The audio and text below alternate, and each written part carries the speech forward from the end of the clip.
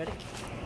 The meeting of the Instructional Subcommittee on February 3rd is called to order.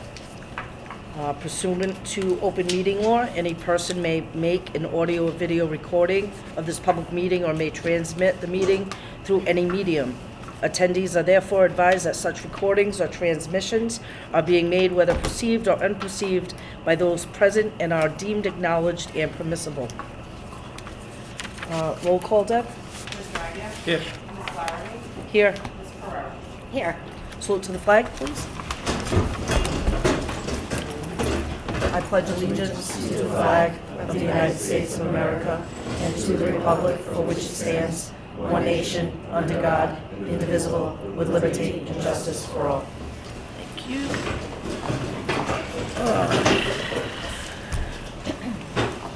All right. So, meeting laws, flag. So, citizens' input? No, there is none. Oh, there is none. So first discussion, 3.01, discussion and vote to refer to full committee, Durfee Program of Studies. Mr. Damaris? Good evening, everyone. Thank you for the opportunity to be here tonight to present to you the 2023-24 Program of Studies for BMC Durfee High School. You'll see a number of changes throughout the document. They're all highlighted on the executive summary.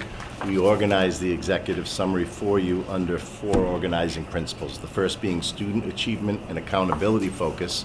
And what we mean when we say that is we're looking at to further structuralize intervention and fluency and literacy and numeracy-based classes to help our struggling learners, in addition to aligning course curriculum with high-quality instructional materials such as what's provided by the College Board or Carnegie in our math classes or Project Lead the Way. And you'll see some significant changes in the Project Lead the Way program. When we talk about the second organizing principle, we're looking at increased advanced coursework options. So we're continuing the move to rebrand honors courses as pre-AP and pulling in the College Board curriculum there so that it's a true pipeline to AP classes. You will see that we've included the words where appropriate because there are some subject areas that don't have a continuum of courses that would take away an option for a student to take an honors class rather than if they're not ready for an AP class. So that's noted throughout the document as well. We're adding some AP offerings. We're expanding our early college pathways, and we are expanding access to students for the biomedical science pathway within the PLTW. The third pillar we're looking at is to expand career and technical ed programming. We're looking to add criminal justice as a stepping stone to a first responders pathway that we'll be talking about. We are adding an infant and toddler care under the umbrella of early ed. We are now going to increase we have our co-op coordinator on board, and we're going to increase our co-op opportunities for our seniors. That also, when we look back at accountability focus, counts as advanced coursework for students in CTE. So that's another piece attached to accountability.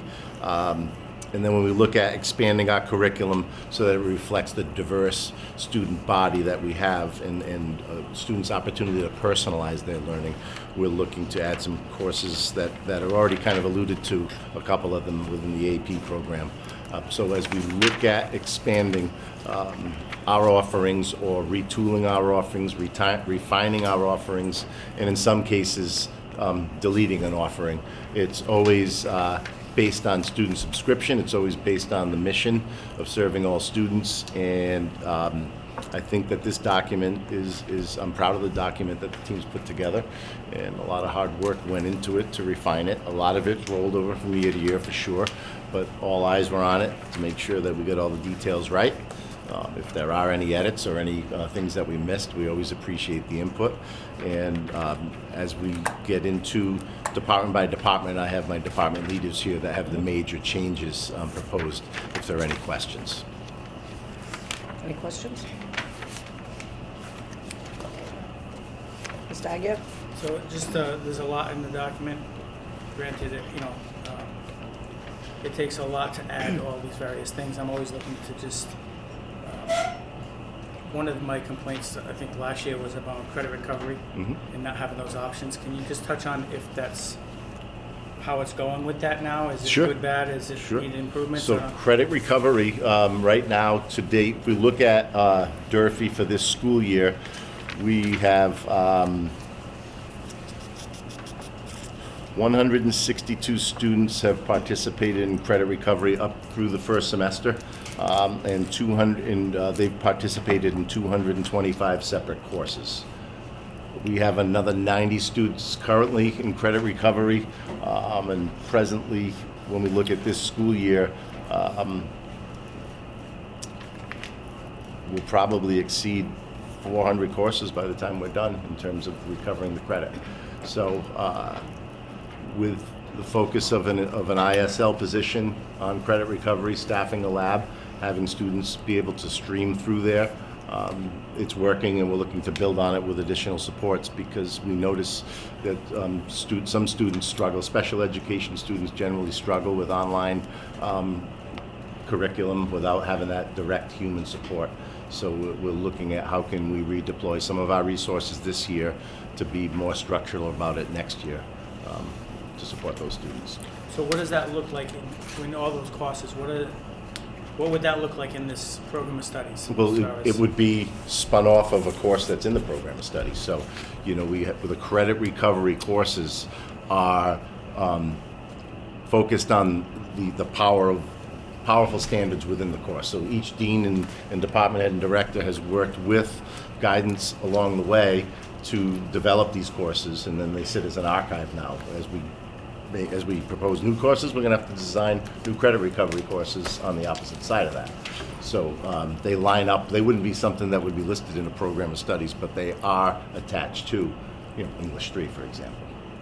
So that's what I was asking. So if I was a parent whose child needs credit recovery, I couldn't look into this program of studies and see what courses offer credit recovery and in what mechanism. No, so what they could do is they would look at their students' report cards or transcripts and see where they failed.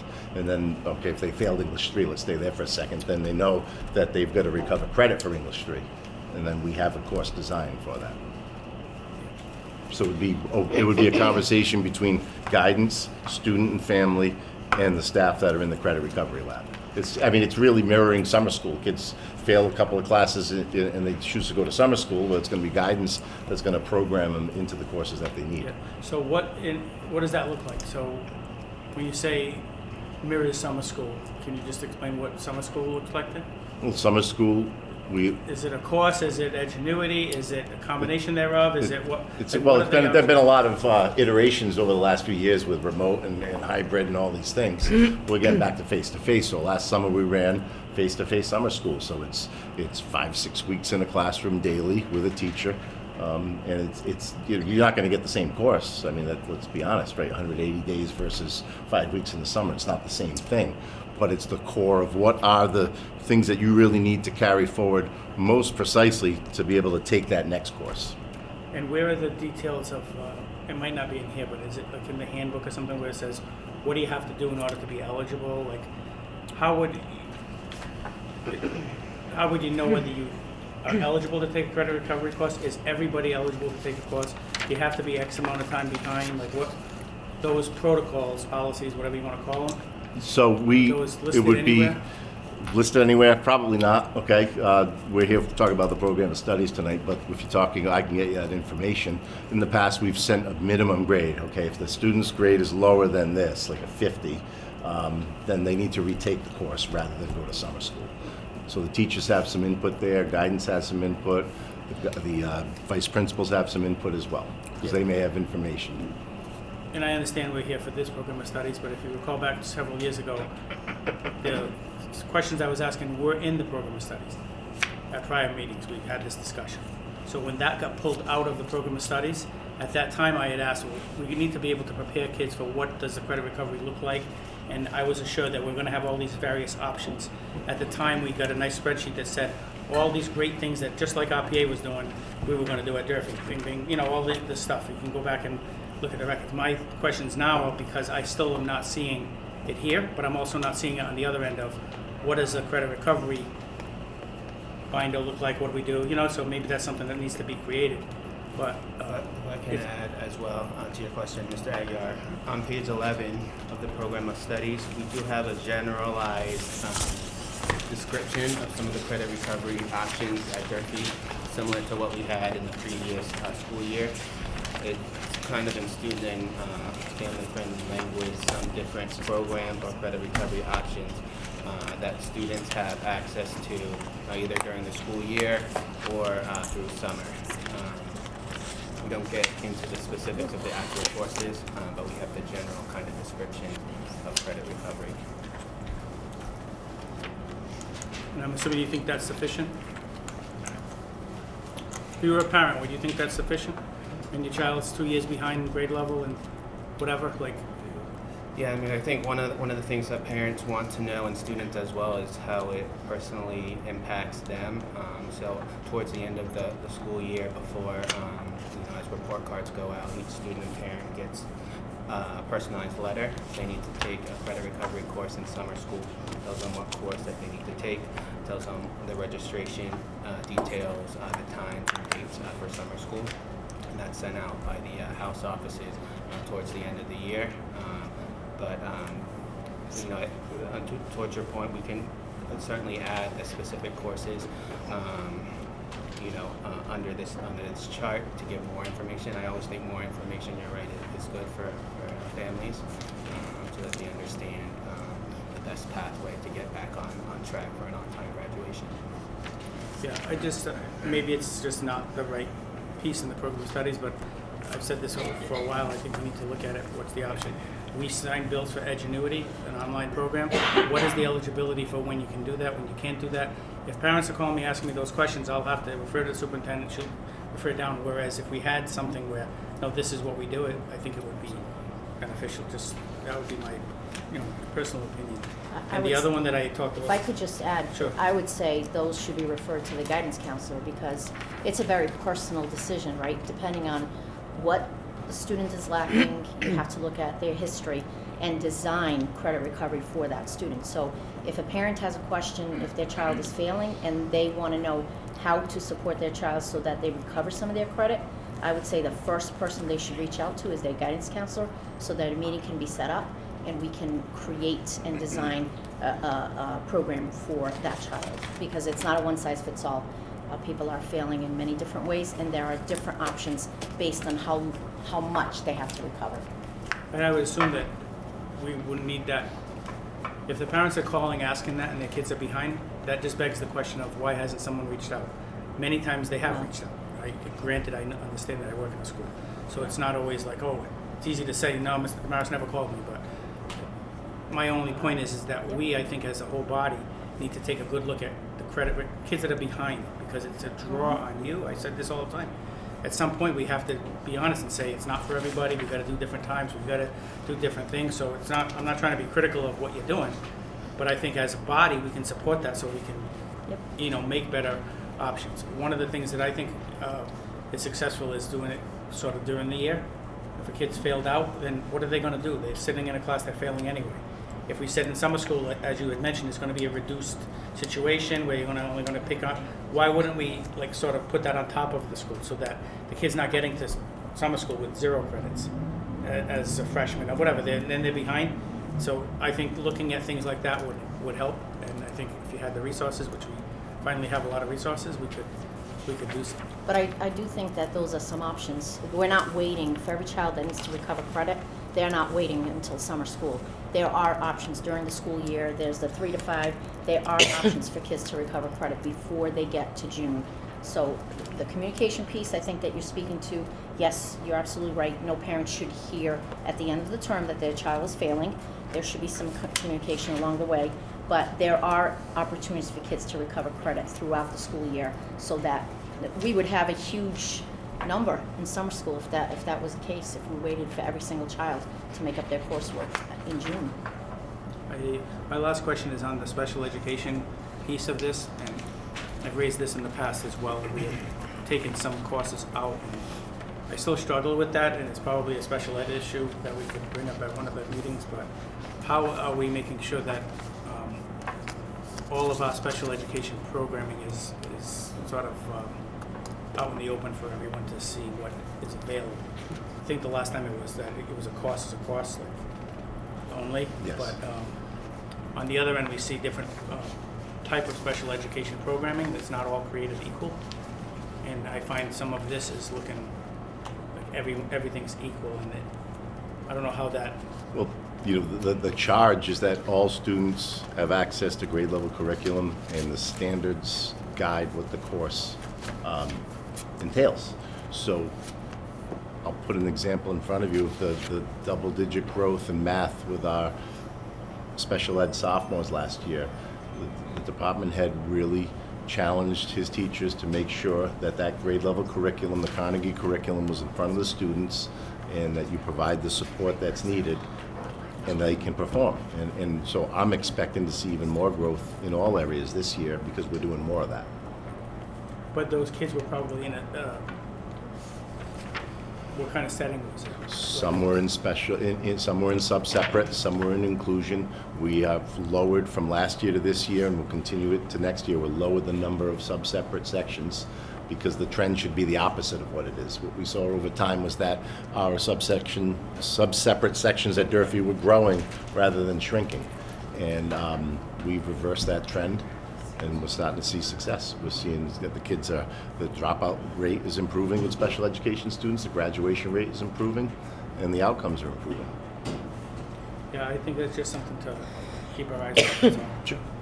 the other piece of it is, that, like I said, there's a lot in here, but at some point we have to trust you and the superintendent to have reviewed what is in here. Sure. And your directors and all that stuff. So at the end of the day, really the only thing we do is sort of hold her accountable to make sure that she's holding you guys accountable to get the results. So I'll say again the same, we need to see results, and I think you would agree with that. So good luck, and I make a motion to approve and forward to the full committee. Second. All in favor? Okay. Second? Yes. All in favor? Yes. Okay. Thank So, you. Thank you. yes, I do, we voted, but I have a question. Sure. So it could be for you, Miss Sylvia. Adding the criminal justice, Yes. okay, I'm just wondering would there ever be an opportunity to have a collaboration with BCC in their criminal justice degree program? Well, I'm hoping to get an articulation agreement when we get the program. It takes about 3 years to get a new program lifted.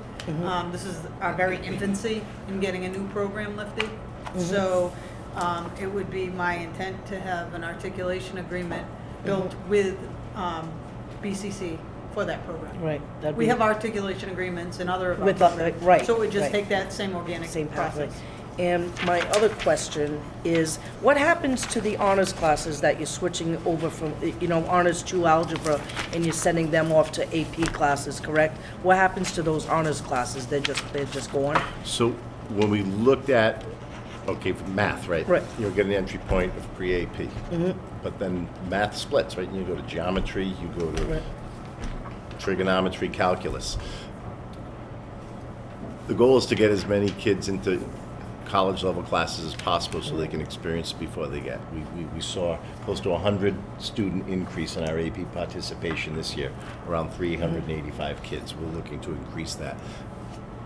Our kids can succeed in AP.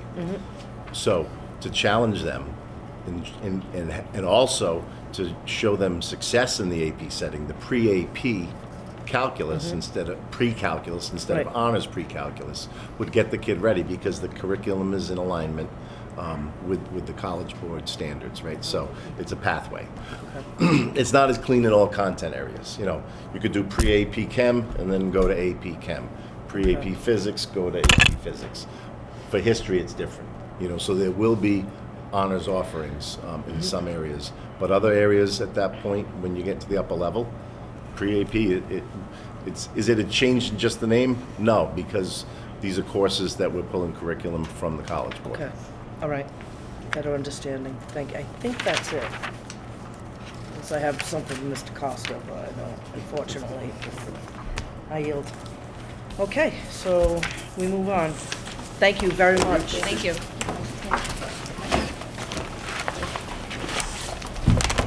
We now move on to 3.03, discussion curriculum pilot.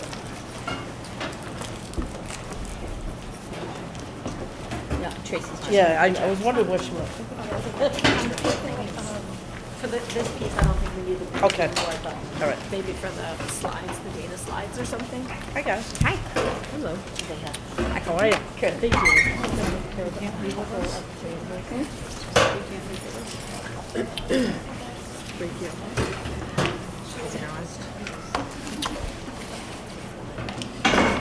Bye.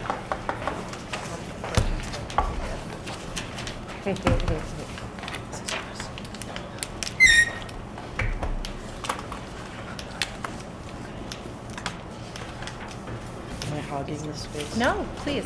So, the next piece on the agenda is a curriculum pilot. We are currently piloting 2 different curriculum resources in our middle schools for English language arts, Amplify and Springboard.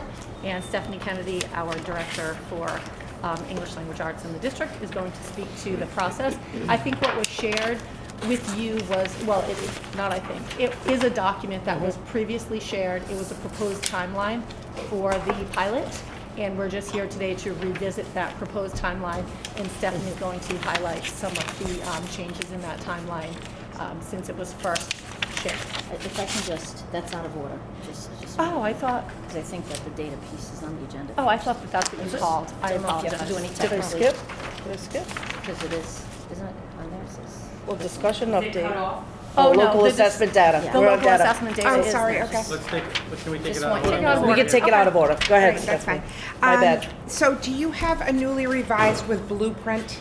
Yes, I handed them out. Okay, so Yeah. the document that was sent out on Friday has been revised just with some of the points that have happened and changes that have happened since this was handed to you, I think, maybe early fall.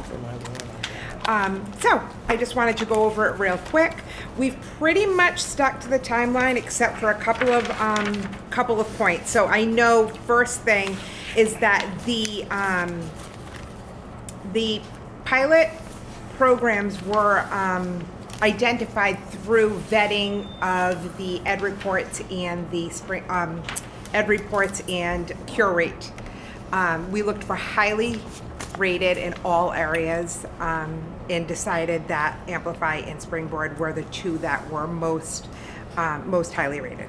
And so that's why those 2 were selected. We followed a similar process to that of Wonders, where we started by doing all the legwork around identifying them, and then teachers got involved in the rest of the process. We started with identifying district-specific look-fors. We started with the rubrics and pulled their criterion out. We were lucky enough to have the cure rate rubric to dig into. And then after that, which is something new, we identified, or actually invited all teachers to become part of the curriculum adoption team. And so an email was sent out to all educators asking them if they were interested in doing that. Before that was sent out, there was some criteria that had been developed, and it was ranged from a brand new teacher to someone who had a lot of experience across schools and across subgroups. And then a survey went out to all staff to refine that criteria yet more. So it went from the leads digging in to the identification and work of the curriculum adoption team, and then out to everyone to refine that criteria for what we're actually looking for our students in our district. And one of the big things that came out of that was meeting the needs of subgroups. And so we know that that's a huge issue in Fall River, and that we have very large subgroups. And so it made sense for us to really have a heavy focus in that area. The summer of 2022, where we were supposed to come in front of the instructional subcommittee, did not happen. Instead, this written documentation was sent out, and that was the extent of it. There was some crossed wires, and so that did not happen. And I take that. That's me. And then from there, I linked in the survey. I know you don't have an active document, but I can certainly send out what the survey looked like. And then we follow the timeline as far as pilot teachers sharing with families at open houses. And they continue to send home the family engagement newsletters that come along with the 2 pilot programs. So the pilot is running across our 2 K-8s and all 3 middle schools, traditional middle schools. And so the K-8s are piloting Amplify, and they're piloting in all 3 grade levels. And the reason for that is because they really have 1 teacher each. And so we wanted to make sure that we had enough teachers actually using the Amplify materials. And we chose to do all 3 grade levels because it was going to be more of a better experience for teachers and students if the lead could focus heavily on learning that new curriculum. And then in the traditional middle schools, 1 school's doing 6th grade, 1's doing 7th, and 1's doing 8th. So all the teachers in those particular grade levels.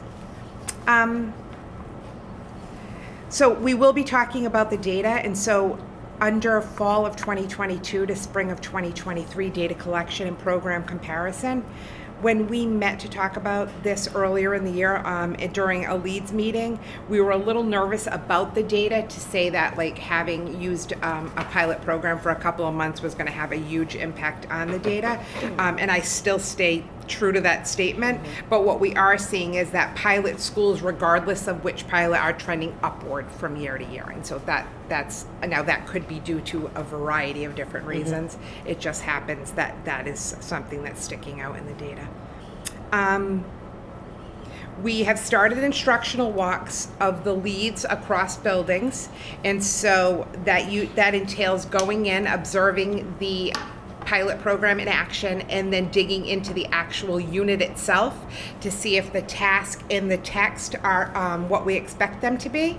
And then we have conversation around the implementation, but it's not evaluatory. It's more just for us gathering information around how we can better support the teachers that are piloting. Can I interrupt? Yeah.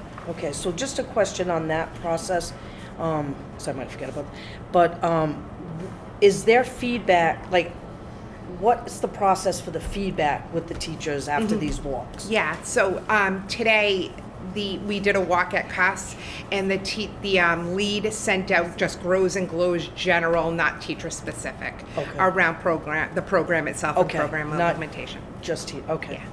Yeah, so no teachers were identified, and it was clear, made clear to the principal and the lead that was not the purpose of the walk, and they were asked to communicate that to the I teachers. think that was my next question. Is it made aware when you are coming to? Oh yes, to they knew we were coming observe, in today. and is this? Do you see stress levels kind of fluctuate on? I mean, I'm in the classrooms often, so I didn't notice a difference, but I mean, that could be. Okay. I do think that there's a little bit of, I mean, it's normal.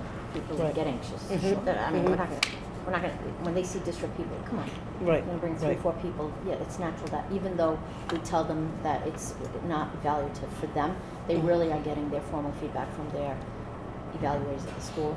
But I think it's natural for people to get a little nervous and to wonder why we're there, et cetera. Right, and that's never held Yes. against them if their anxiety is high, or no. it's positive feedback. That's what we're working off, is positive feedback and how to make things, And we had run smoothly. we had stepped away from that, right? Right. COVID and all that stuff. So we had, and now we're back, like we're in schools a lot more. So of course, it's getting used to that again, and Right. rebuilding that trust. Carry So on. I'll just add on to what Maria is saying. So I'm in PLCs with these teachers. I'm in their classrooms all the time. And so, but again, I had like a little team with me, so I guess that could have added stress as Right, well. right. But we did communicate in advance what the purpose was. Okay. And so, yeah. And then to add on to that, we're digging deep into the materials during our leads meetings and really like ripping them apart, from the beginning of a unit to the end of a unit. And then on February 10th, our district is focused on internalizing curriculum, so we thought this was a great opportunity to get everyone kind of messing around with the materials. And so we've selected lessons that even if you're not a pilot teacher, you have the opportunity to dig in and then take with you a lesson or 2 that you could play with in your classroom and see how it feels when you try it on. So as far as the next bullet, there's some stress around that piece of it, about having model classrooms. We don't think that we have model classrooms at this point. It's a brand new curriculum. Everyone's learning it. We didn't think it would necessarily be fair to the teacher to bring people in. And we also didn't think that it would give the visiting teachers a true picture of what the program could look like when it's fully implemented. I mentioned the Curriculum Adoption Committee, so that's a group of 16 educators, general ed, special ed, MLL, and a rep from Durfee, just so we can talk about like that rollover into the upper grades. And they have looked at ed reports and curate, they've engaged in lesson analysis, and they are also going to be doing video analysis. We have their second meeting coming up next week. And then in the winter, we applied for Gleam, and we're waiting for a decision. We have our fingers crossed that we're going to get some money to help us pay for this, rather large purchase. And everything else kind of remains the same and still to come. Mm-hmm. Any questions? Mr. Aguirre? When you say a large number, what are you looking at it as the number? Yeah, so I actually pulled that information today, and I don't want to misquote. So I can send it to you. 25,000? No, it's significantly more than that. Nice. Good try. No, more than that. It's safe to say.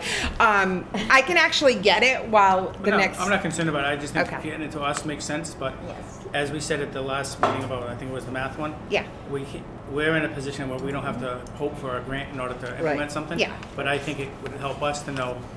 Costs $400,000.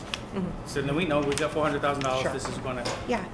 You don't want it to be a surprise later. Oh, nobody told us. We didn't get the grant. Like, thankfully, we're in a good We'll position. put it as an estimate of what we're looking at for, whether it's from a grant or from I agree with you. Yeah. We're in a position, this is our opportunity to build that infrastructure, and this is part of that infrastructure.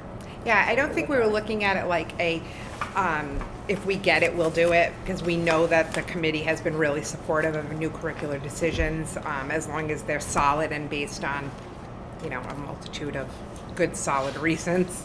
At the bottom it says April 2022. That should mean 2023. You're going to bring it Oh, back? yes, sorry. But is that still on task? Like it's still Oh, that yeah. on, so. Yeah.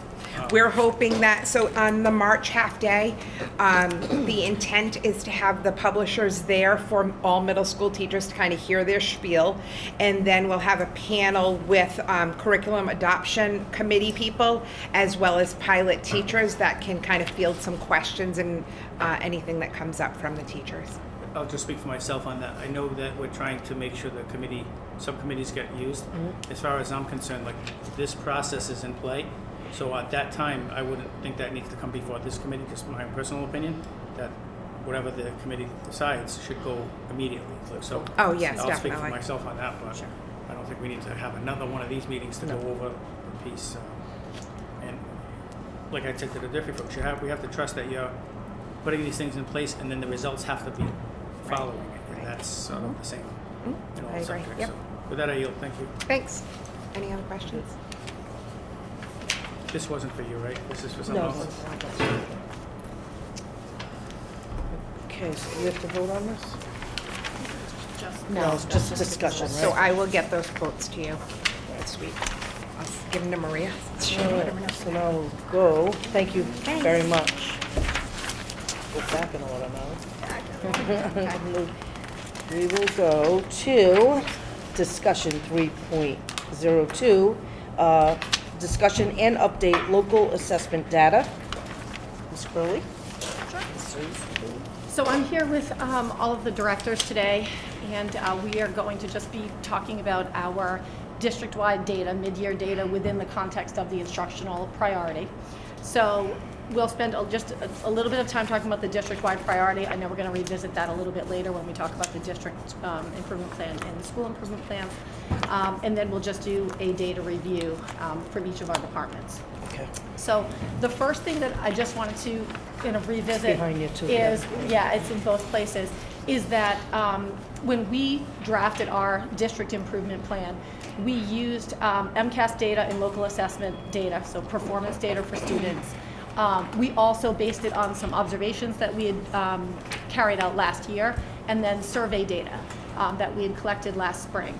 So I color-coded them so that in blue you can see the kinds of trends that came out of the MCAS data and local assessment data. We know about the performance gaps between us and other districts across the state. We certainly see significant performance gaps when we think about our high needs subgroup. And then we've noticed a trend, and we've talked about this before, about widening performance gaps as we look. 3 to 5, they grow, 6 to 8, and then by grade 10, our performance is way off. So those are all the things highlighted in blue. In green, we talk about the observations. A big one for us was that while we had high quality instructional materials that we had purchased in both elementary and secondary math, elementary ELA, and then we had science pilots going on at the middle and high school level, we were seeing a lack of consistency in implementation over the course of last year. And then finally, we were looking at some survey data. And this is data that we've talked about before as well. Perceived lack of confidence that students can master grade level work. So we were hearing from teachers they weren't sure that students were able to master the work. Confidence in students' own abilities. This is an element of what students are saying about themselves, where we saw that students were saying like, yeah, I can actually do the work that my teacher puts in front of me. And then the final piece, a perceived lack of teacher resources. So hearing from teachers that they weren't sure whether or not they were getting the support and resources they needed to do the work in the classrooms. So this page, this particular slide, and I'm not sure if it was in your packet or not. It is. It is there. Okay. So we started taking a look in the last couple of years at a research study called the Opportunity Myth, 2018 TNTP. We've looked to this body of research quite a bit. And really saw some alignment between what we were seeing in our district and what was happening kind of across the country. So where one of the findings from the Opportunity Myth is that students are doing what they're asked to do in school but still not ready to succeed after school. That's what we saw, that alignment there in terms of potentially the work that we were putting in front of students wasn't grade level work. We weren't holding students to high expectations. Students have confidence in their own abilities. I think it was like 80-something% of kids said, I can do the work that my teacher puts in front of me. But then we weren't seeing that same success when students were sitting for state tests and things like that. And then that perceived lack of teacher resources, which I mentioned, which is where we saw teachers saying, I'm not sure that I have the resources to do this work. The research study said students are spending most of their time in school with access to 4 key resources, and they identify those there. We saw that as running parallel to what we were seeing, where even where we had the high quality resources, they weren't being implemented in the way that they were supposed to be. So that was what was prohibiting students from having access to that grade level work. The third piece is around students of color, low-income families, English learners. The gaps that they found in their research study really paralleled the gaps that we were seeing for our own students. And so where they're identifying, this, if you give greater access to these 4 resources, we're going to see student success. We're banking on that. When we built our district improvement plan, we committed ourselves to that. So this is kind of an enlarged piece here. If we have access to the 4 key resources in their daily practice, then they're going to be successful. All of that lands us in our instructional priority for the district, where we're committed to grade level work and beyond, and then using appropriate instructional scaffolding, because we're not approaching this in a way that if we assign the work, they're just going to do it. We recognize that students are going to need support. So last year, I mentioned we looked at our high quality instruction materials implementation. We were seeing that even where it was available, we'd go into classrooms less than 50% of the time. We were actually seeing those high quality instructional materials being used. As of December, in the walks that we were seeing, where the high quality instructional materials are available, we're seeing it in more than 75% of classrooms.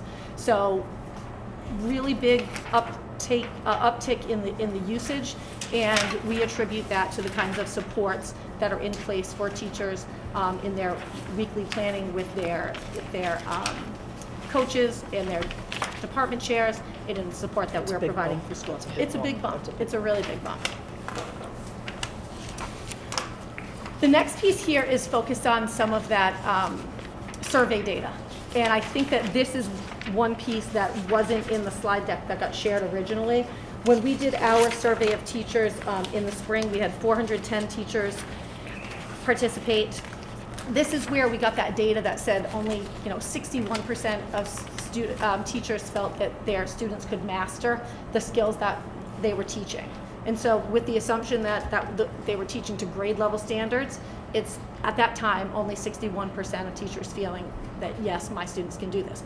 We've seen a little uptick in the data in terms of our fall survey.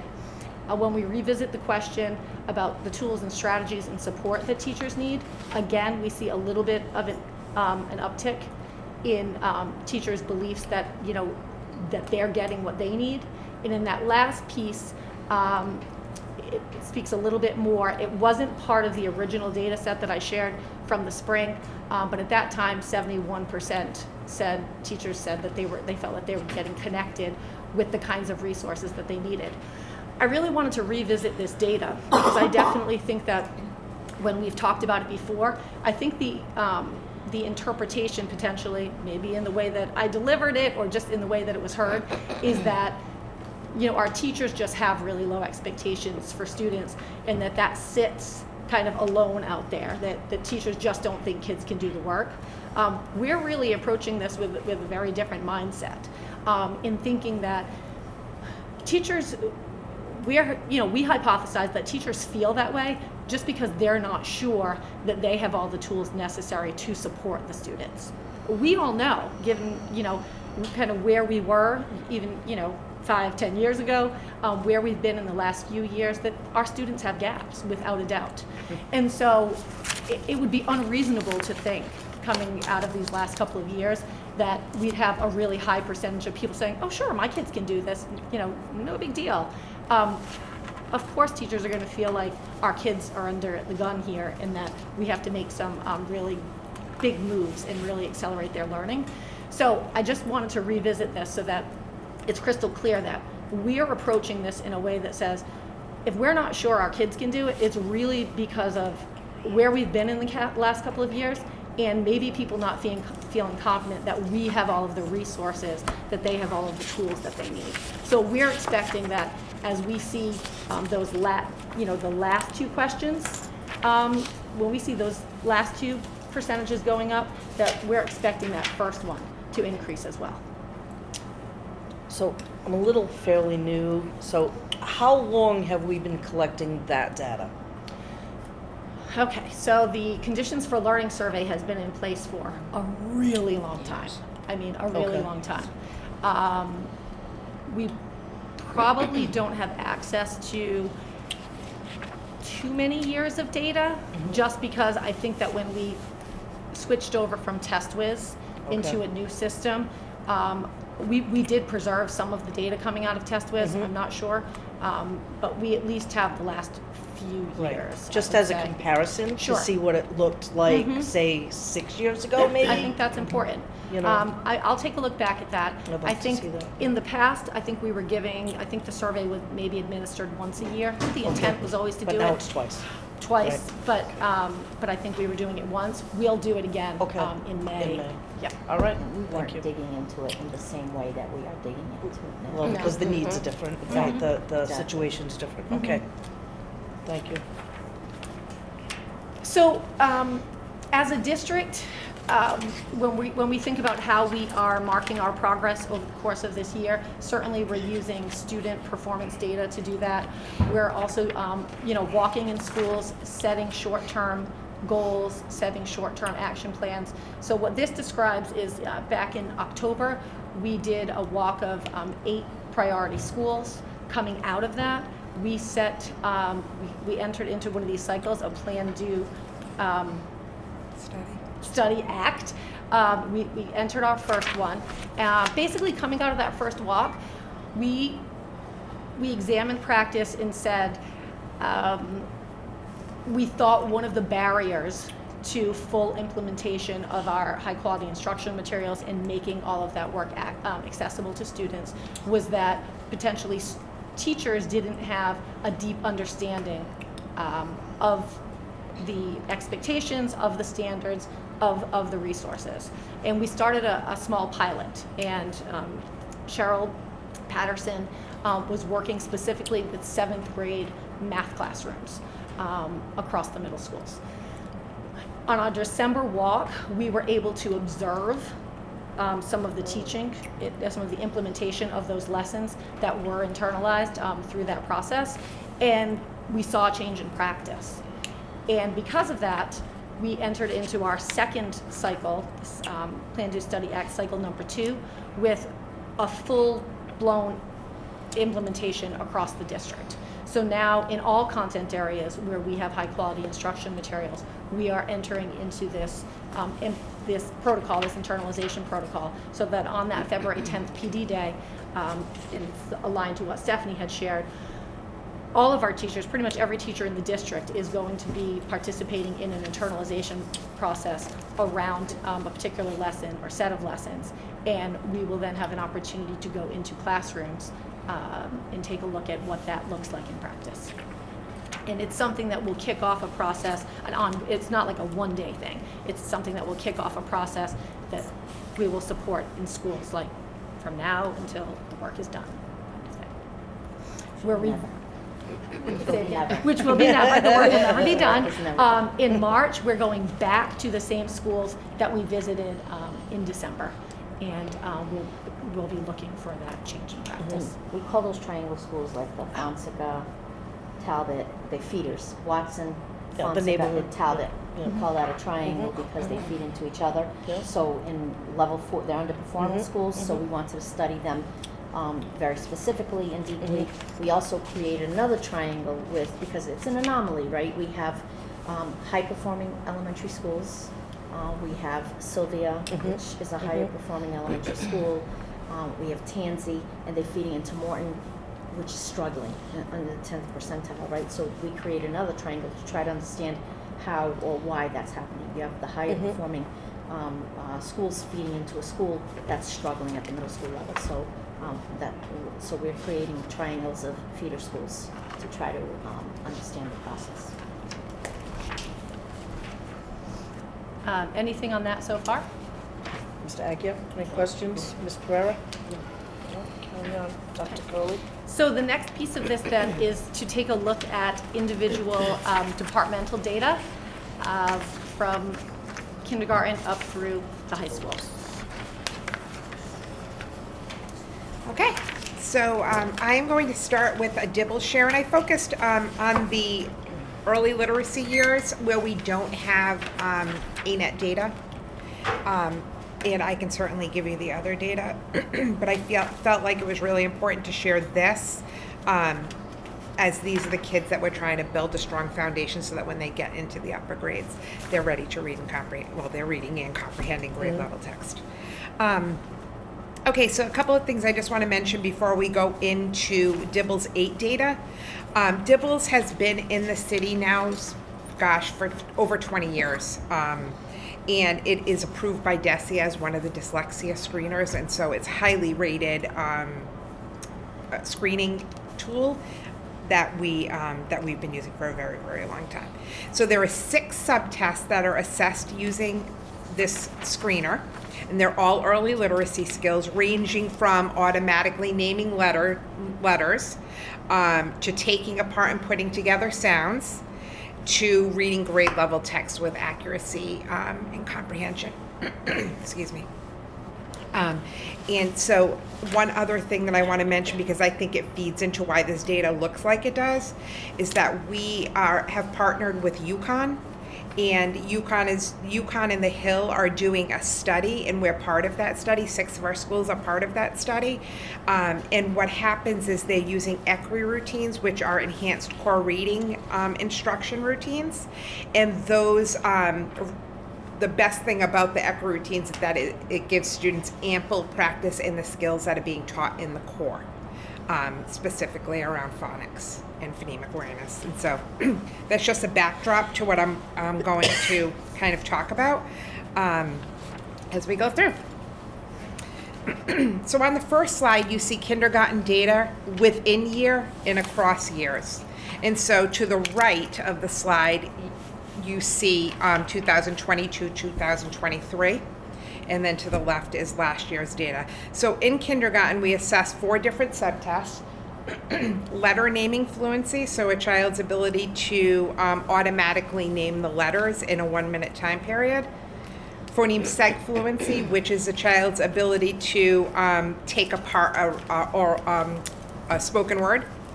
Nonsense word fluency, which we receive 2 scores for, which is correct letter sound, and can they blend those sounds together. And then word reading fluency, which is a child's automatic recognition of sight words.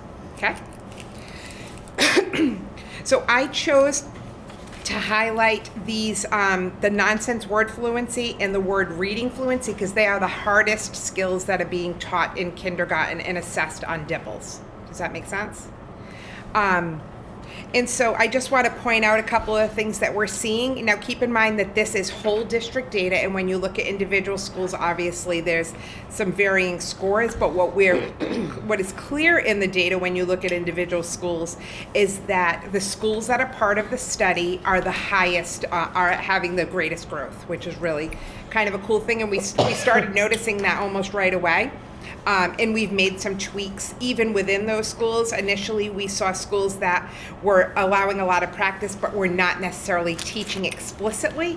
And so we went back to those schools, and we modeled for teachers how to teach explicit skills and then allow for that practice. And since then, during the November PD, we offered out supports to schools that are non-study schools so that they can start to take on these practices that are showing really great things in Fall River. And so the correct letter sounds, we've increased 10% into the at or above grade level in kindergarten, so that's huge. We went from 22% of our kids meeting the goal to 32% at the mid-year point.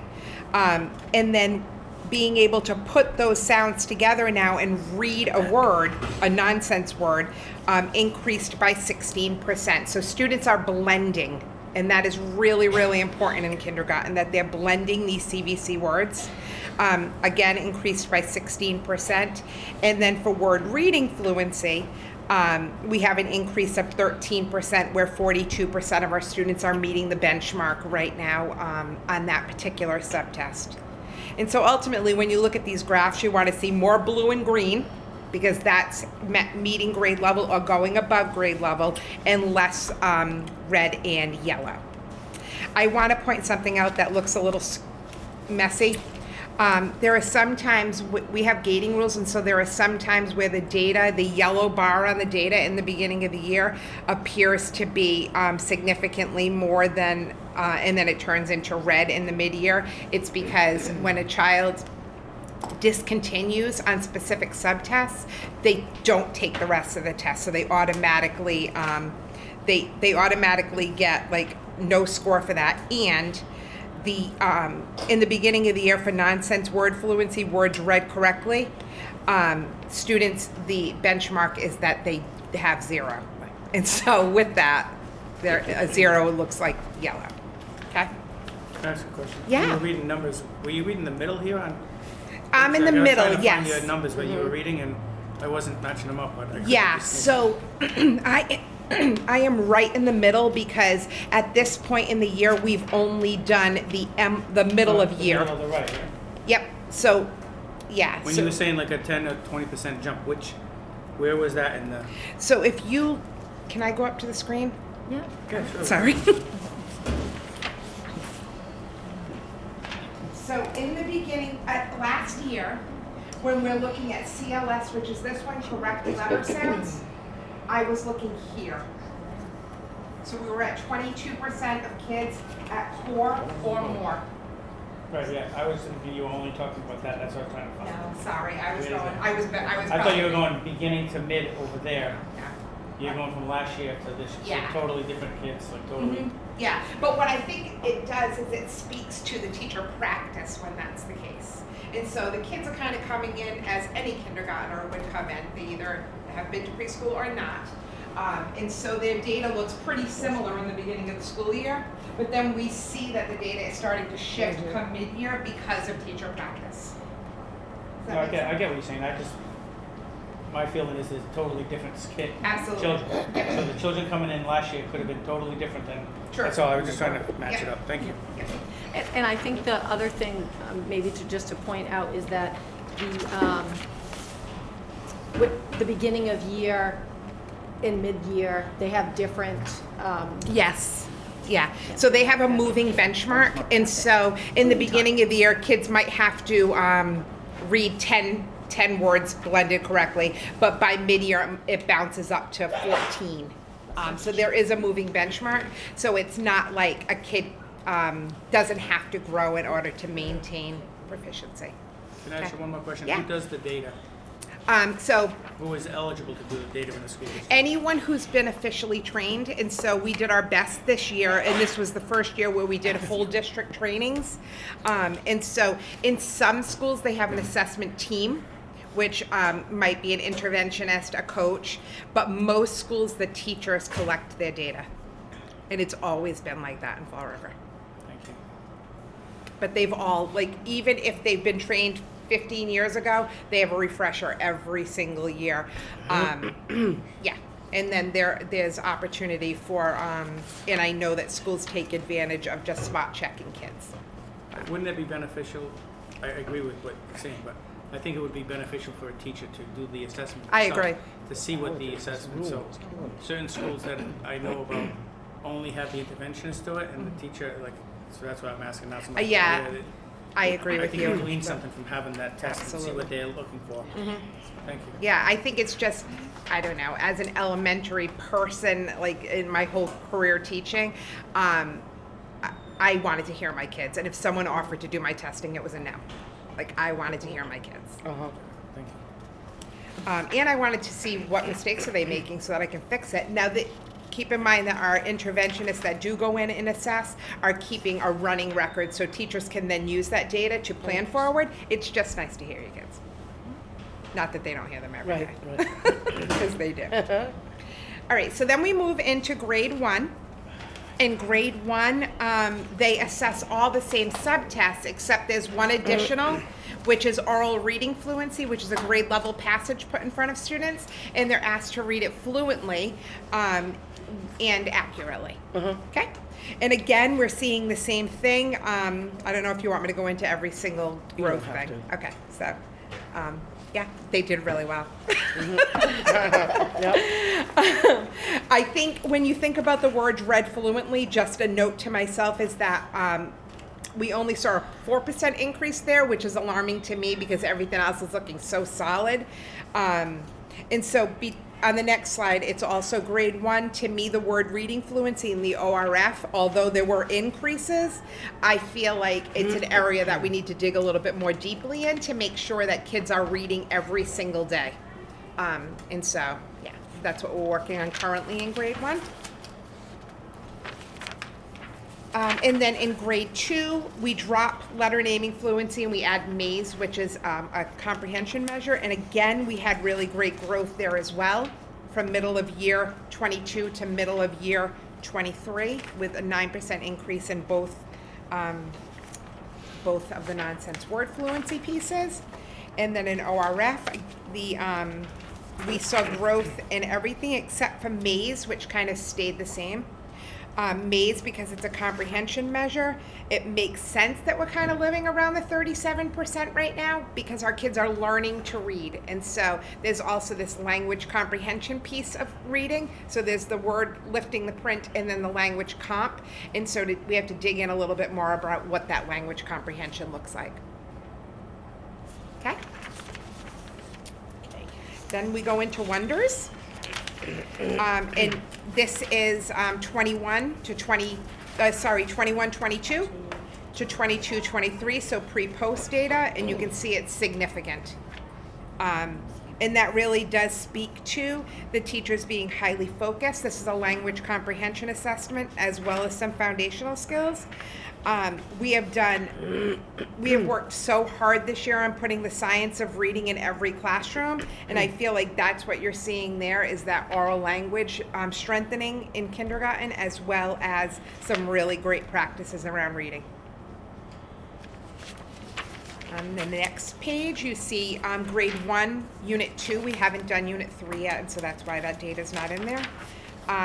Again, you see some growth,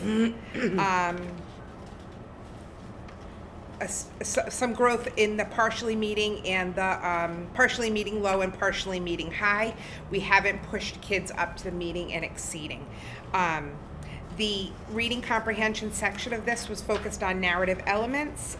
And this to me speaks to teachers really starting to understand the materials that they're putting in front of kids and how to use them with fidelity so that we start to see the growth that we need to see in kiddos. I can't read it. All right, and then we move into ANET. And Can I ask one more yeah, question? yeah, of course. I think I probably should know this, but when you stopped at grade 2, is Wonders not, I thought we did Wonders Dibbles? elementary. Oh, we do. We have not administered Wonders in grade. Well, I shouldn't say that. That's not true.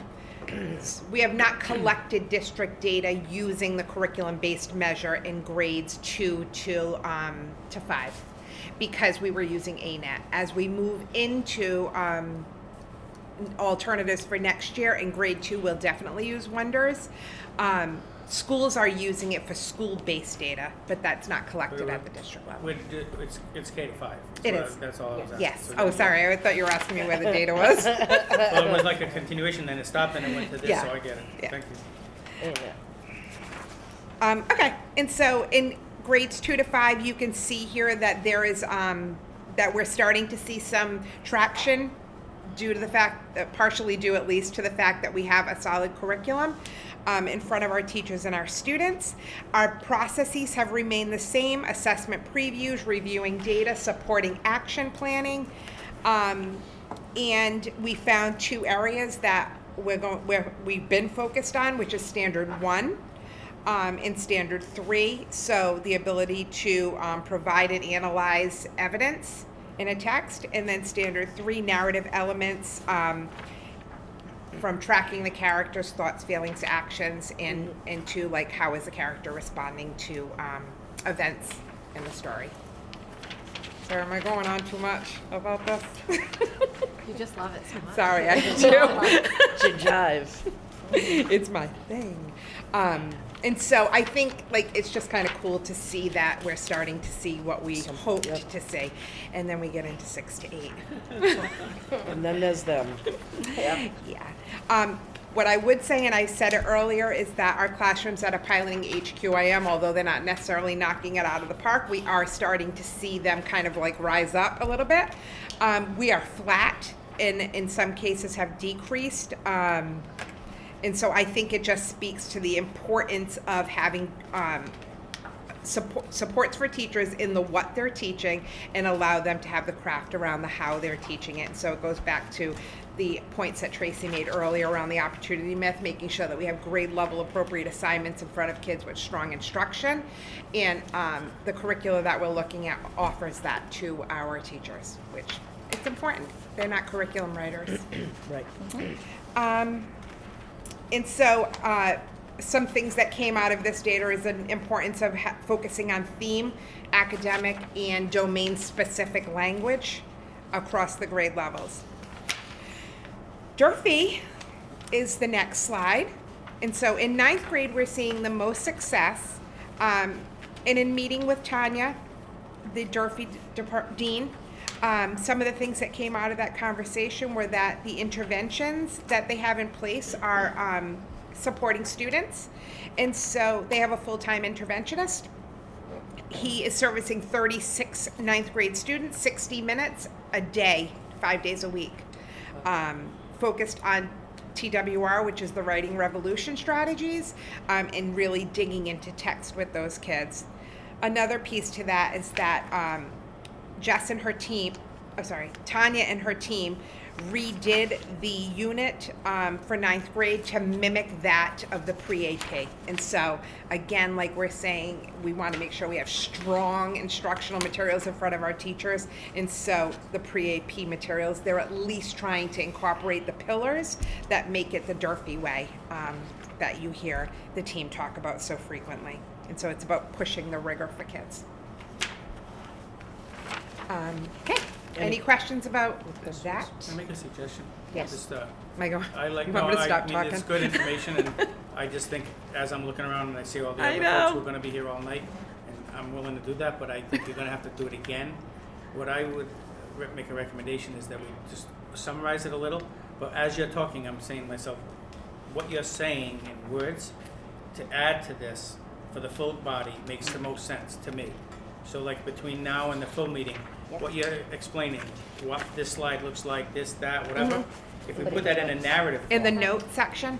just in a narrative, so that when we get to the full committee, Okay. sometimes we just get stuff and it's like, oh, what is it? And we're trying to ask good question. What you're explaining is a detail, and I'm assuming everybody else can do very similar stuff. I know, If and we I put told that as Cheryl a I was going to be narrative, quick. I know, remember? I was like, oh, man, know. like 5 minutes. I just think it's gonna help, it does. and Because it'll the other target, stuff you guys can dig into yourselves. it's gonna Yeah. target And everybody the will have question, this so too. Highlights. when And you they give can this take to their us I own didn't know we were notes going to full before, screen. and then you say you write some stuff. Okay. Then we can say before the meeting, I have a question on Mrs. Kennedy saying this, rather than have us be stuck at the time, and that's just. Mr. Aguirre, you should have shut me off sooner. The Because I'm done. other benefit, I'll just close with this, but I do think that this is the importance of subcommittees, is when we say we're gonna have a subcommittee where we're gonna get this data. Now, 3 months from now, when we have another meeting, you're going to, I assume, take what you've done now and put the third column in. It's almost like we can get in a system of, you can know that we're gonna check it, the Yep. people know that you're checking it, right. those people know, so that's all, I'm not suggesting that to have quick meetings, because I'm not a fan of those either, but I just think as you're talking, I'm saying, if we just had this written down, we could, so. With that, I yield, but it's not to shut you off, believe me. That's I okay. enjoy Well, the talking. Lexia data was next. You can peruse at your earliest convenience. Is this coming before us next month? We can, you can refer first to share, or we can share on the Friday with Yeah, I don't know the if one like that, pagers for this. what I've suggested about that in a week is good. Like I would say maybe for March, or like in the Okay. meantime, Yeah. to send it, because I think everybody would be liking Yep, to, send at it. their own leisure, to read what you're saying. Right. And then target some of the Summarize questions. each slide. Absolutely. We'll sum Yeah, I up can the totally notes. do that. Yeah. Thank you. Okay. Thanks. Sorry, guys. No, not a problem. I love listening to it. It's all good. Okay. Okay, on to 3.04, discussion, school improvement plans and district improvement plans. We did, what? I would say, the only thing I would say is if we let them at least give a going on? higher level individually, so Still they'll, here. Quick. math, science, Still and here. social I studies. thought it was Yeah. the Stephanie show. Yes. They're here to present on what they do, so Just a maybe, quick thing. can we ask them to do a quick one? Yeah. Go. So this is the advantage testing similar to Dibbles. It's been around for many, many years. The data is not as detailed as you will find in Dibbles. I'm hoping to work with someone in assessment to pull reports similar to what you saw Stephanie present. This is just a beginning of year to mid-year comparison for grades 1 and grades 2. They tested in September, and in January they'll test again in May. Kindergarten is just beginning to test, just finishing testing right before February vacation. Teachers have been, we consistently train throughout the summer and throughout the year, so teachers had opportunities to train in August and in January, and then hopefully we'll be offering that again in the summertime. As Mr. Aguiar had mentioned, mainly interventionists will test students, but we also have department heads and coaches who do that when available. And as you can see, we've had a jump from the beginning of the year to the mid-year for both grades 1 and grades 2. Okay. Yeah. Sorry. So when you say there's growth, it's where they should be, not necessarily material that they haven't learned yet. No, where So, they should be where they should mastered be, in those, and a yeah. whole bunch of, And they test for adding and subtracting, counting backwards, forwards, structure. so it's not like, you know, when you do the pre and post test, like, we'll do a pre-test we haven't taught you, then we'll do a post-test and No, we've taught this you. is now where you they know. should be in terms of proficiency. Thank you, I yield. Thank you. Right, right? Oh, yeah, proven. Okay. Trace. Dr. Kelly. So as we go through the ANET data, this is a little bit different than ELA, where we're not testing the same standards. So from test to test, the standards will change, and from grade level. This is the elementary, this is a year-to-year comparison. When we go through all of the slides, whether it's 2 to 5, 6 to 8, or 9 to 12, you'll see that there's been some growth, but it isn't substantial. Right now, grades 3 and 4 show the most growth for this level. Some of the work that we have done that I do want to highlight in terms of the elementary school is with our L population. We have developed a small committee that is developing modified assessments. In previous years, depending on language levels, our L population did not test. What would happen is during testing time, they would work with their classroom educators to look at the structure of problems and look at content vocabulary just to get used to a testing environment. But right now, grades 2 to 5, they're engaging in the assessment just like every other student, starting with A1.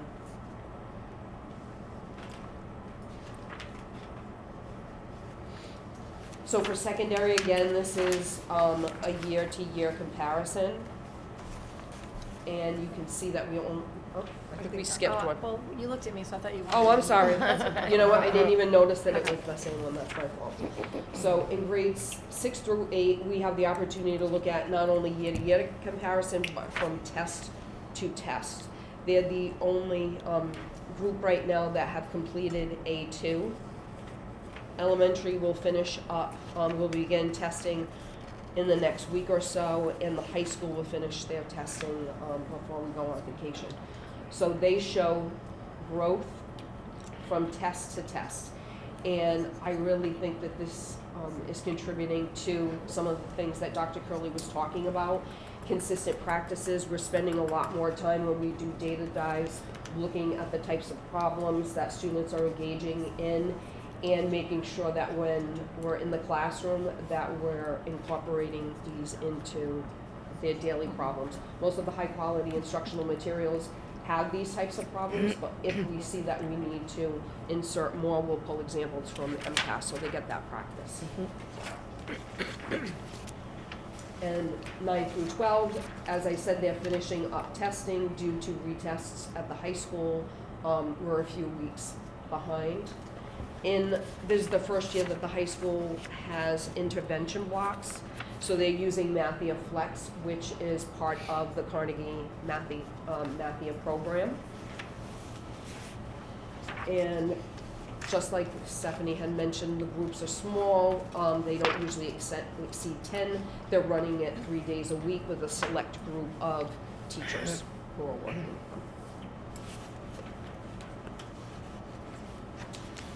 So the next set of slides you'll see are all our digital programs that support the core content. This is ST Math.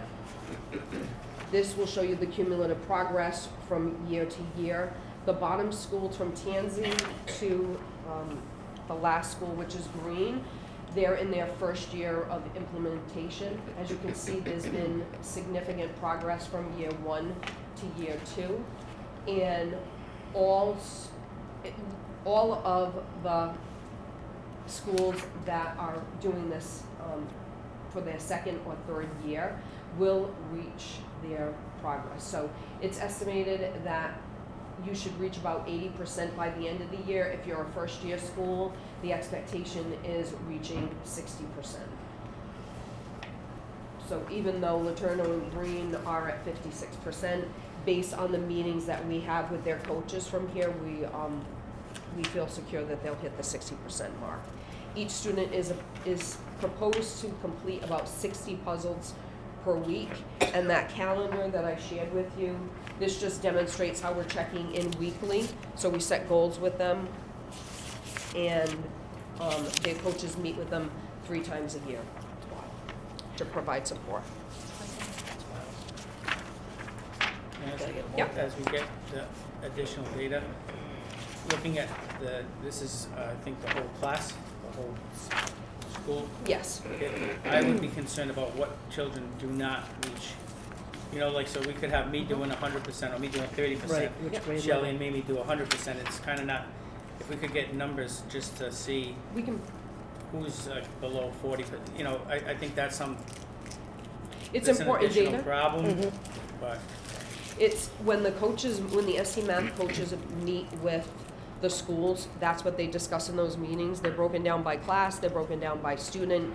They develop plans for how they're going to move those numbers forward. We had a meeting today. It also carries over into PLC, where they'll meet with the teacher and develop steps for them based on individual student.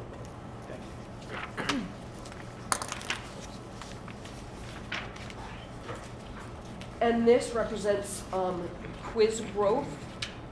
This is a great report. So when we meet with coaches, Kristen and Brenna from ST Math, they'll actually identify by grade level and by standard and by puzzle. They break it down that far to show you for each grade level how many puzzles within a standard, the growth for them. K and 1, they do not have pre and post tests, so we don't have data for that. But anything that is above 0.25, 25 hundredths shows that they're a medium effect size, which means you will see that there'll be growth from pre to post test. And in all grade levels, we're above that.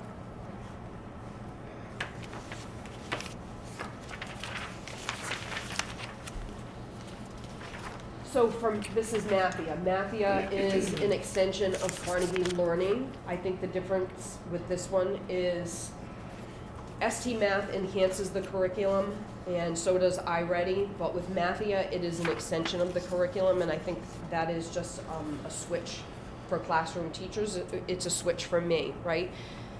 This is, if we're not completing what we should in Mathia, it's like really removing part of the curriculum textbook, because they have it structured in their scope and sequence. For example, you'll do 1 day in the text, you'll do 2 days in Mathia. So if you're not following that scope and sequence, it's going to directly impact instruction. It's like choosing not to do part of that curriculum. And that's been a mind shift, I think, through PLCs, meetings with individual teachers. Everyone has a better understanding of what it means. Some highlights for our year total usage: we've increased by 3 hours and 15 minutes for the year.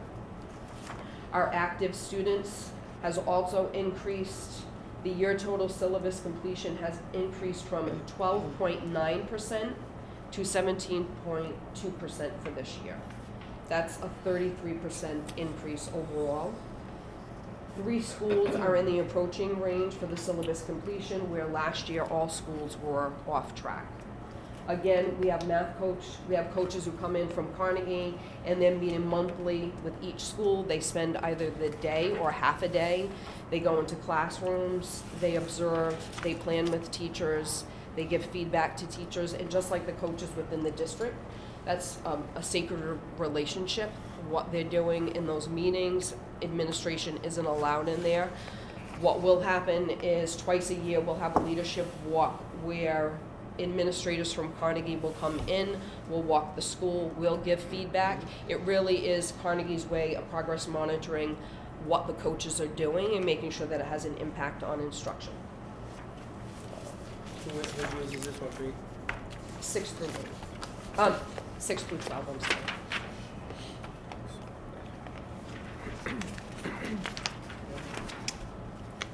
On to science. Thank you, Ms. Sorry, Patterson. it's quick, try to summarize.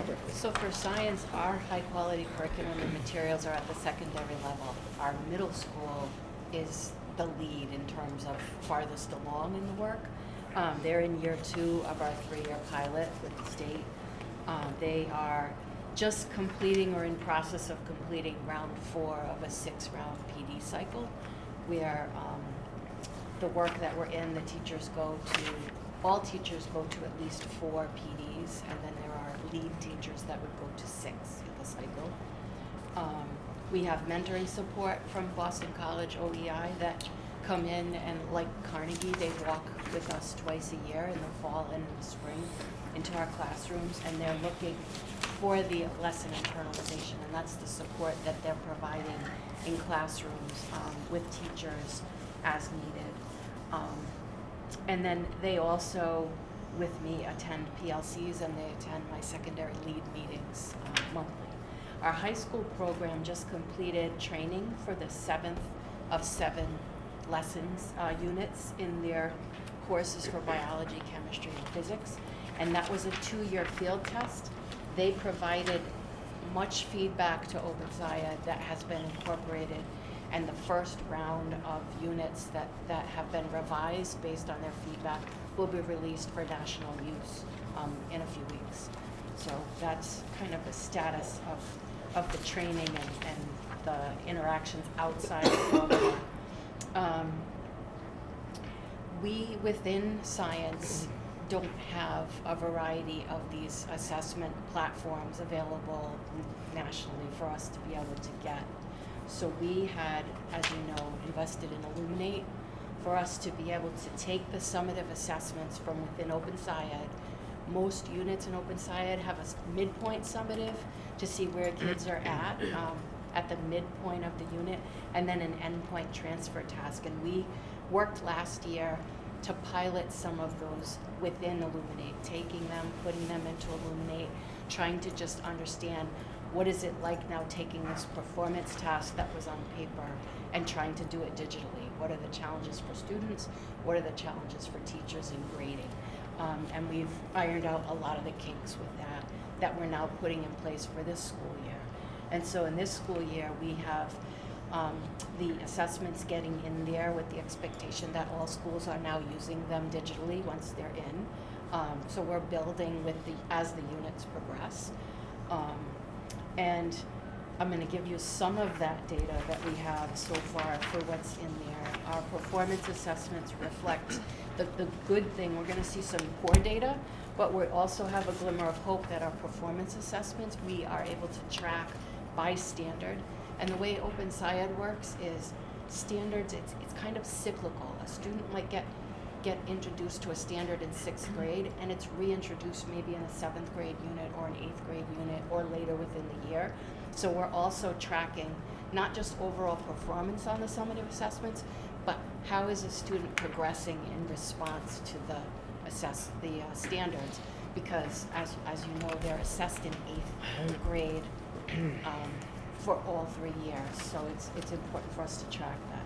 So the first data page is not that promising. I think it's characteristic of teachers learning a brand new approach to science. We're moving away from having students that know science facts to having students that are skillful with science practices. And that's a whole different way for students to learn. It's a whole different way for our teachers to teach. And it's different than most of our educators even experienced as students or were taught to teach as teachers. So that's where that PD piece comes in for each unit, for each teacher. And I think we're seeing that they're not that good yet in terms of mastery because of that big shift that we're underway. We're really moving to performance-based science, and that's a whole different thing. So we're seeing not mastered across the units that we're currently assessing on pretty high rates, anywhere from 60 to 95%. But when we pull that out and start to look, as I said, at the single standard across that grouping of units that we can track right now from one unit to the next, is the 6th grade physical science standard that's noted on this page with the bars, where in the first unit of 18 units of study, students mastered at 11.5% for that standard. That unit builds into the second unit for 6th grade, which also incorporates that standard. And what we saw from the final assessment for the light and matter unit to the midpoint assessment for sound is that we've now moved mastery up to 45%. And that's reflective of what's happening in the classroom. Students are seeing and experiencing things in the sound unit, and they're actually verbalizing their connections to the first unit. So we are seeing this when teachers are skillfully, and these are units that teachers now are teaching for the second time this year. Some of these other units that are listed here were brand new for teachers this year. It takes 2 or 3 times through for the teachers to have even their part down. And it's been the same for students. What we are seeing for students too is the routines in Open SciEd repeat, and they're structured unit from unit the same way. So our students are moving up in grade level, owning the routines. They're moving up from middle to high school, owning the routines. And we've also seen evidence of data in the high school baseline test at the beginning of the year, where teachers were scratching their heads saying, how could our students score on this particular item or that particular item?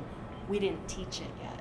And when we looked at what those items are, they go back to thermal energy and they go back to the work in sound. So not only are we seeing small glimpses here, but we're seeing that students are owning it, moving up.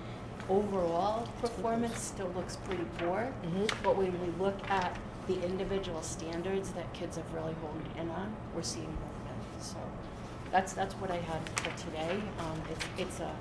It's a program that we're building because we're building with our rollout of units. Takes time. Yes. Until it comes out. Any questions? Thank you very much. Thank you. On to social studies. I won't skip you, I promise. Last but not least, so we have 2 types of assessments for social studies, and this is middle school social studies. We have summatives and formatives, and we are in the process this year of revising the benchmarks and also, in some cases, creating them from just new ones. So basically, the information there on that page, at the end of every term, we assess the students.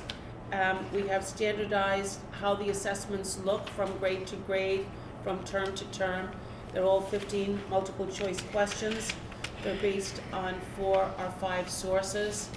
And the sources students have to either read, they have either math skills, it might be an image of some ancient artifact, and from that then they will answer questions and write an open response question. The benchmarks are aligned to the new content standards. They've been developed and revised this past year by volunteer teachers and myself. So this is the new Illuminate. All the students are taking their tests now on Illuminate, and it's really nice. It's easy. You can disaggregate data. You can take a look at data from school to school. This is the summative data for all of the middle schools, 2K through 8 and 3 middle schools. So for grade 6, for the first 2 benchmarks this year, the students that met, exceeded, or partially met were both basically the same for both benchmark 1 and benchmark 2. I mean, if you add the green and the yellow in both cases, it comes out to 58%. So that worked out well. How much time between each? About 45 days, 8 weeks. Yeah. The term? Yep. The term. Thank you. Now, if you look at the grade 7, so the second benchmark, you can see there is a lot of red. A lot of children did not do well on it. Boy. We got to go back and look at it.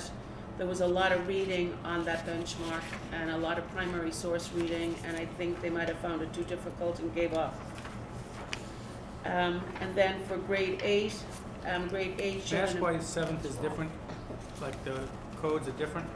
So the first one has meeting exceeding, the other one says... Yeah, I don't know why that is. I have to find out about that. That middle, there's a It middle looks one. totally different. Does anybody know? Yeah, just looking it's at the colors. performance band. Okay. What is it? What was the answer? It's the performance band. You performance have band, to and this looks make it what you want it to be. You have to go in and manually change Change those it. because there's a default in the system. Yeah, and that will change this data significantly. So the basically, that would be in the yellow category normally? I mean, Yeah, in the either green way, if category? it's just like if Proficient? it's a Yeah, Right. it technological. just Right. needs to be a just tech sure thing. if you get it Yeah. to the full committee. Yeah. Yep, absolutely. And then for grade 8, in the first benchmark, 40% of students. And then for the last benchmark just taken, right around Martin Luther King Day, 53% scored proficient or advanced. So the formative assessments we changed this year, we changed them to align to the practice standards in the framework. And the practice standards are basically the same as the ELA literacy standards for social studies. They assess students' ability to comprehend what they're reading, know the main idea, understand things like point of view, bias in reading, what is the conclusion of what they're reading. So this new formative is just a reading piece. It is tied into their curriculum, their subject matter they're studying at that time, but they don't need prior knowledge. It's basically on-demand, non-fictional text, and based on that, they answer questions. So that is a work in progress. I'm hoping that by doing this, they will support the work of the ELA teachers who are trying to teach these skills to students, these critical thinking skills. So first formatives, they have not done great. If you take a look at grade 6, only 10% scored advanced or proficient. For grade 7, it was a little bit better. And for grade 8, it was much better. We've been trying to select pieces of reading that students would be interested in. And this week, they're taking the second formative. So that's where we are in social studies. Can I Any make one request? questions? Just a request, if we could get the data by school Sure. when that other data comes out, that's all. Thank you. On to new business. Is there any new business? No, Oh, what- we have one more Yeah. We do. in my pile? Yeah. Oh, school. Oh, there it is. I can't, no, the problem is, I can't see this. It's tiny. It's wicked So I'm tiny just gonna this put it time. out there, I can't see it. I'm going by memory. What is that? It is tiny. Huh? The agenda. The agenda. agenda. I can't see Yeah, it. it's Tiny. so small this I time. bet you if we didn't have board docs, we'd have that in full size. Listen, I'm Move on. struggling. I apologize for digressing. It was Like, just, I am it was right struggling. there, I had to say it. That's right. If I can just add to that data Good. piece. Yeah. I mean, that it's a collective example of the investments that the committee has really supported us with. We have a long way to go, but as you can see, we have systems in place. We are much more focused on data. We are looking at the work. It's not only just sitting in the office looking at the work, it's disaggregating the data, going back to what's happening in classrooms, supporting our adults, going back, making the adjustments. So we're not where we need to be. We never will be where we need to be, but we are far from where we were, and we're going to continue to grow. So it's encouraging to see us put good systems in place where we can really support what's in the heart of the work, which is the classroom. Our teachers, I'm going to give them credit because it is not easy. We adopted curriculum, A lot. ELA, Right. math. That's a All lot. of them. Science, and they're doing well. Good, that's good to hear. So I'm just gonna guess what's next. Oh, before we wrap this up, I just want to be crystal clear about what comes next in terms of this data sharing, Okay. presentation, and how we're sharing with full committee and Mm-hmm. so, what is the Okay. expectation? Oh, we're gonna share all this with the full committee. Share it with Yep. the full committee On a- with we'll do- notes. We have to make all those For- changes on the and slides. send it to everybody. Right, The you don't one have to pages, go as summaries. in-depth, but just bring You're your, looking right at me. Well, no, we're not Right. gonna, we're not putting it on the agenda. We're gonna send it to them with Oh, okay. one-pager summaries for Perfect. each one with the highlights that was Perfect. suggested. perfect. Yep. All right, Five, it's so gotta be a now, 4.4. I can't even see it, 3 points, what is it? District improvement. District improvement plans and district improvement plans, school improvement plans and district improvement plans. Who's got that? Okay, so I do. So Dr. Curley. What is shared with you all is the district instructional priority with a link to the district plan, and then by school, an excerpt from each of the school plans that shows alignment between school plans and the district plan in terms of the prioritization and or any kind of strategies and actions that are being taken at the school level. What's in the table isn't comprehensive, it's far from the whole plan, but each school plan is linked here, and that's something that we'll share with the committee. Like each plan will be shared in its entirety. Okay. Sounds like a plan to me. So, And so I can talk, I know I talked a little bit about the district improvement plan in terms of how the priority is driving the work across the departments. I think that just a little bit of review, the district participated in a prioritization process that was sponsored by the Department of Ed, and it was facilitated by the New Teacher Project, TNTP. And so we did that last spring. We developed, based on all of our data that I discussed, we developed a district instructional priority, which was brought to our principal group for feedback and discussion. And then that drove our plans moving forward and also became the basis for the school improvement plans. We did not require, when we communicated to the schools that they would use the same format that the district was using. So some schools had already began working on their school improvement plans using the template that we had used for the last couple of years. Or they were schools that had been working off a statewide template based on their turnaround. And so some schools elected to use the same format that we did at the district level, and other schools said, we'd really like to keep using the format that we've been using for this year, but we'll show how they're aligned.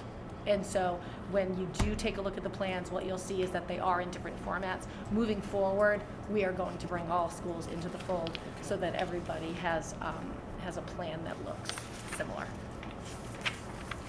questions? Quick question. If we get this link, we're gonna see the whole plan. Yes. Yep. In those plans, is data in there as far as goals and? Yeah. And those align with the district is what you're saying, so there's not gonna be, No, but some of it is school specific. So when we did our district improvement plan, when you take a look at that one, it's an instructional priority and the plan that goes along with that. Part of that planning required us to do a kind of this strategy alignment where we say if the district does this, and if school leaders do this, if the department chairs are doing this, if people with expertise in special populations do this, and teachers do this, and parents do this, then we're going to land in a place where students are able to do this. So that vertical alignment strategy is what moved our plan forward. And then we asked schools to look at that. If you're living what we say school leaders should be doing, what will that look like? If you're living in your schools that if teachers are doing this, and what does that look like? What will the support be in place and things like that? So so our measures are there, things that say like we're going to go into schools and we're going to measure this. We're going to survey teachers and students and parents, and we're going to be looking for this. We then ask schools to add their own measures. What else will you be doing to support your teachers? How else will you be measuring progress? And that's the kind of thing that you'll see in the ones that are aligned with the district plan. If schools opted to use our old format, then it's going to be centered around the 4 turnaround practices. So they'll have turnaround practice 1 that's around leadership and different structures, teaming structures and things like that. You'll see alignment because they're going to talk about how their teams are going to support this kind of work. In standard 2 around instruction for all students, you're going to see how that aligns with this, but it may not be completely explicit. That's why I pulled out some language from the plans and put it in bold so you could see where that alignment is with the district plan. Speaking for myself, I think it should have been, and I don't know all the details in history, aligned. This is the plan, this is Sure. what the document is, just me speaking for myself. But if we look at it as what's the role of the school committee is to hold the superintendent accountable to make adequate progress. We now, it's your charge and her charge to make sure that the schools are being held to that same standard. What typically happens is we at some point miss it in Fall River, that nobody gets held accountable for whatever happens. So when I keep asking that, it's like the only thing that we can do is hold the superintendent accountable.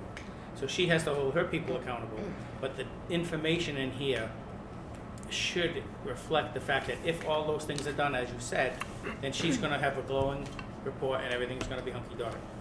If those things don't happen, something has to happen. You understand what I'm saying? It's just kind of, that's just the role of what everybody does. But I find that in the past, and I haven't looked at these yet because we haven't gotten them, is that what each school's goal was too low, not clear, whatever else. So then we could never, like, it was like trying to figure it out. It should be clear. If the school does this, let's talk attendance. That's one that I've been on with Mrs. Pons. If she says the attendance rate's gonna be 90%, and she's got schools that their goals are to make it 75%, she's setting herself up because she can't make the 90 if they, so educationally, that's what I'm gonna be looking for when we get these, so. I would say, Mr. Aguirre, it's very hard to, I don't have a problem holding people accountable. Every plan is gonna be unique in that it represents the school and the population and the work that needs to be done. So one school may be further ahead than the other school, but that doesn't mean that we lower the standard, just like we wouldn't want people to do that in the classroom. This year, the format, we allowed that to happen because we have schools in turnaround that at the time, that was a template that was being used by DESE, and they already had started that plan. So what we said was, as we went through our comprehensive plan and going through that whole process of creating a district improvement plan that was thoughtful and intentional, right? We really had to be reflective, look at our data, own it, and really put a plan in place that spoke to what does each person own and how we're gonna get there, because every single person needs to own a piece of that, right? And as we did ours, then we said moving forward next year, everybody will follow the same format. That doesn't mean that just because somebody's plan might look different, the format might look different than the district format. It doesn't have the same pieces, the components. We will all be on the same page in September as far as the format itself, but the expectation is the same. I get it. Your job is to hold me accountable. I understand that. My job is to hold. I don't think that it's letting them use the same template this year that they were already started on was a lack of accountability. I think that we're already part way into it. This is something that we engaged in that's been a long process. So let's continue instead of blowing it all up and saying, now I want everybody to use this. Let's continue, but let's make sure all these components are in place. But knowing that next year, everybody's gonna be using the same format. I point well, I think it's just like, my feeling is on whatever that number is, whatever that would be of the measure of success, it should be the same no matter what the plan is. The more confusion that we have about what it looks like, that's where it gets a little dicey with.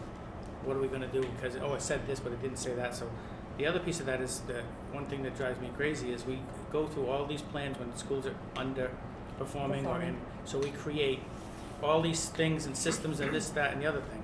And then if they get out of it, then we forget about some other thing. We shouldn't forget about it. So there's actually a point to be made the other way around, that if the district with the schools underperforming required that, maybe we should have went with. We did. Use that We did for it all. district-wide, and then now it changed. That's exactly what we did. We had, Don't it reinvent the wheel, it wasn't is what you're saying. required for all the other schools, the template, right? Last year, we decided, hey, if all these if this is the format and this is that specific, we're gonna do the same thing, and we did it district-wide. Now, the template has changed again, but we thought, okay, that was more. Based on who? DESE? Yes. Which makes no sense. Yeah, but so that's not we surprising. participated in a process that they sponsored. So, and we're actually entering into it again this year in March. They're holding a 2-day prioritization institute where we go through the same process. We have pre-work to do in terms of examining data, and then we enter the process again. I think we anticipate that it's not like we're knocking it out of the park, and so we're gonna just change our focus. we're gonna go through that process and be thoughtful about it. The upside to doing it a little bit earlier this year, we had an opportunity to either enter into that process in March or May. We chose March so that we could establish a priority for next year earlier in the spring that we could then take to schools, and schools could start thinking through their prioritization process prior to the end of school, and that they could actually use it for planning over the summer. So that's where we are. Anything else? Motion to adjourn? Second. All in favor? Aye. Aye.